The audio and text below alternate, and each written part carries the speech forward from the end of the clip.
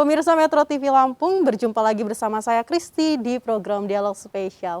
Pada Dialog Spesial kali ini kita akan membahas tema terkait hutan lestari rakyat sejahtera. Dan saat ini saya sudah bersama dengan Bapak Idi Bantara, Kepala BPDAS. Halo Bapak, selamat siang. Selamat siang. Kabarnya seperti apa nih Pak?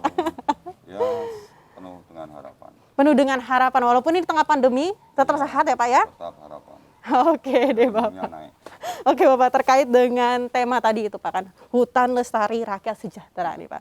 Tapi sebelum kita menyinggung itu Bapak, kan BPDAS ini merupakan Balai Pengelolaan Daerah Aliran Sungai. Terus lalu bagaimana tentang konservasi nih Pak, melihat hutan-hutan di Provinsi Lampung khususnya ini mengalami penurunan baik kualitas maupun kuantitas. Nah, menurut Pak Idi seperti apa nih Pak? Ya, jadi kawan-kawan sekalian, para pemirsa dimanapun, kita semua mengenal DAS secara utuh. DAS itu ekosistem, jadi dari hulu sampai hilir. Di dalam DAS itu ada kawasan hutan, ada lokasi di luar kawasan hutan, dan termasuk kita di sini, di pemukiman kota ini juga dalam DAS. Secara umum betul, jadi isu lingkungan itu sudah global ya. Terkait DAS, karena ekosistemnya juga kita sadar bahwa indikasi air membuktikan bahwa di sungai itu ada keruh, berarti ada yang sakit di hulunya. Maka kami, Balai Pengelolaan DAS, sebagai UPT Direktorat Jenderal Pengendalian DAS Kementerian Lingkungan Hidup dan Kehutanan, diberi tugas untuk mendesain sebenarnya, lebih banyak mendesain ya. Di dalam mendesain bagaimana sebuah pengelolaan DAS yang ideal, itu harus juga paham tentang akar masalahnya. Jadi akar masalah bukan masalah hutan atau kawasan yang kita tinggali ini, juga yang tinggal atau manusianya. Jadi manusia menjadi kunci utama di dalam pemahaman masyarakat, ini jadi kunci utama di dalam sebuah pengelolaan DAS. Berarti harus integrasi, harus kerjasama antar semua pihak.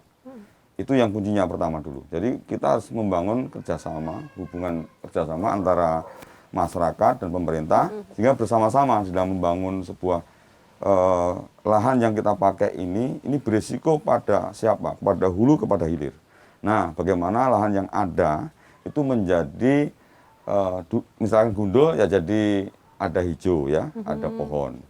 Kemudian pengelolaannya juga harus ramah lingkungan, tidak mengolah tanah asal-asalan begitu. Sehingga akhirnya ada hujan membawa sedimen, membawa tanah menjadi sedimen, terbawa erosi, mengendap ke sungai dan akhirnya ke danau atau ke laut.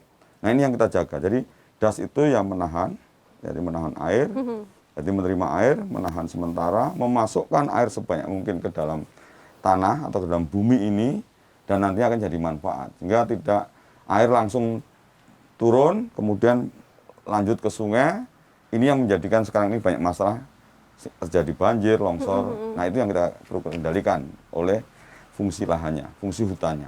Berarti sebenarnya lahan-lahan ini juga nanti sebenarnya disediakan lahan, tapi nanti juga untuk berguna untuk masyarakat sekitar ya, seperti itu ya Bapak ya? Ya, jadi kalau di Lampung ini kan masyarakat, di hutan ya, bicara hutan, itu ada 370 ribuan hektar masih kritis. Umumnya sudah ada pengelolanya, yaitu masyarakat di sekitarnya. Namun di dalam proses ini, sudah berjalan bertahun-tahun ya, kita lihatnya ke depan. Bagaimana hutan yang isinya kopi, coklat, pangan jagung, dan ubi kayu ini juga memiliki fungsi ekologis. Berarti kopinya panen, coklatnya panen, jagungnya panen, tapi juga ada pohon pelindungnya, karena pohon ini penting sekali.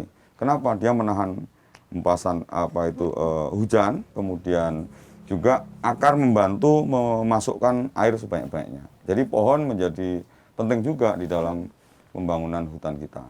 Lalu Pak, itu kan membicarakan sekarang ini kan masyarakat mungkin yang di kawasan hutan itu tersebut mungkin sekarang sudah mengalihkan fungsi dari hutan itu sendiri. Nah, menurut Bapak sendiri seperti apa Pak? Ya. Apakah itu sebenarnya boleh dilakukan atau seperti apa? Oke, jadi betul. Jadi kita bersyukur di Lampung ini ada semacam kesadaran baru dari masyarakat ya.